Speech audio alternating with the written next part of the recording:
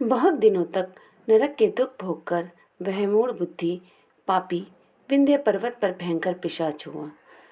इधर उस दुराचारी पति बिंदु के मर जाने पर वह मूढ़ हृदया चंचला बहुत समय तक पुत्रों के साथ अपने घर में ही रही।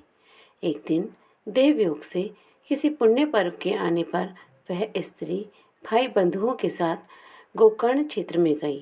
तीर्थयात्रियों के संग से उसने भी उस समय जाकर किसी तीर्थ के जल में स्नान किया। फिर वह साधारणता बंधुजनों के साथ यत्र तत्र घूमने लगी। घूमती घामती किसी देव मंदिर में गई और वहां उसने एक दैवज्ञ ब्राह्मण के मुख से भगवान शिव की परम पवित्र एवं मंगलकारिणी उत्तम पौराणिक कथा सुनी।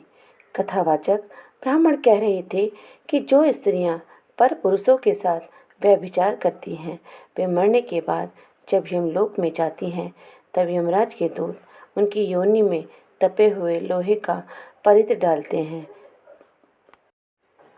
इस तरह दुराचार में डूबे हुए उन मूढ़ चित्त वाले पति पत्नी का बहुत सा समय व्यर्थ बीत गया।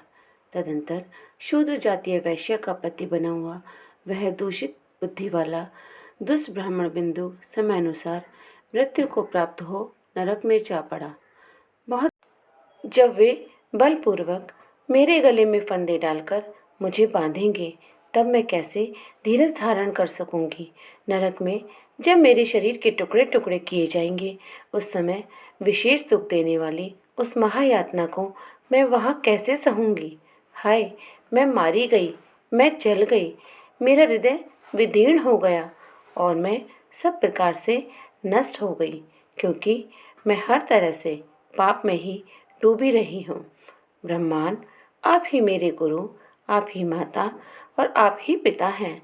आपकी शरण में आई हुई मुझ दीन अबला का आप ही उद्धार कीजिए, उद्धार कीजिए।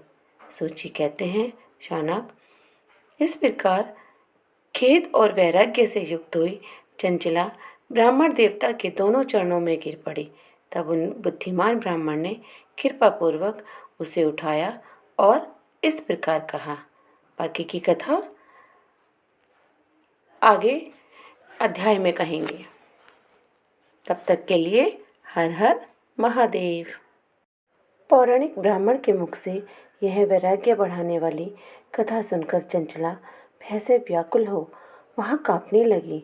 जब कथा समाप्त हुई और सुनने वाले सब लोग वहाँ से बाहर चले गए तब वह ब्राह्मण पत्नी, तुम डरो मत, भगवान शिव की शरण में जाओ। शिव की कृपा से सारा पाप तत्काल नष्ट हो जाता है। मैं तुमसे भगवान शिव की कीर्ति कथा से युक्त उस परम वस्तु का वर्णन करूंगा जिससे तुम्हें सदा सुख देने वाली उत्तम गति प्राप्त होगी। शिव की उत्तम कथा सुनने से ही तुम्हारी बुद्धि इस तरह पश्चाताप से युक्त एवं शुद्ध हो गई है। साथ ही तुम्हारे मन में विषयों के प्रति वैराग्य हो गया है। पश्चाताप ही पाप करने वाले पापियों के लिए सबसे बड़ा प्रायश्चित है। सत्पुरुषों ने सबके लिए पश्चाताप को ही समस्त पापों का शोधक बताया है। पश्चाताप से ही पापों की शुद्धि होती है। जो पश्चाताप करता है वही वास्तव में पापों का प्रायश्चित करता है, क्योंकि सत्पुरुषों ने समस्त पापों की शुद्धि के लिए जैसे प्रायश्चित का उपदेश किया है वह सब पश्चाताप से संपन्न हो जाता है।